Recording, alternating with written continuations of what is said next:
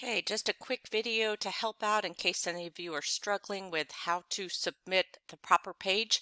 So I have, a fake portfolio here and I'm on the home page. And so what I want to show off is actually, let's say my awards and honors page. So you can either move from this, you can go to pages this way, or you can go over to pages this way. Oh, look at pretty picture. And then you want to, copy the published site link. So this will copy the link to this particular page. So if I wanted to show off work samples, I would go to work samples and copy the link for that particular page.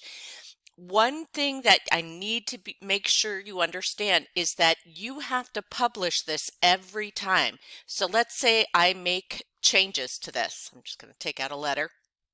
I need to publish it every time. And it says, this is what you currently have. This is what you're working on. Do you want to publish this? And I say, yeah, go ahead and publish it.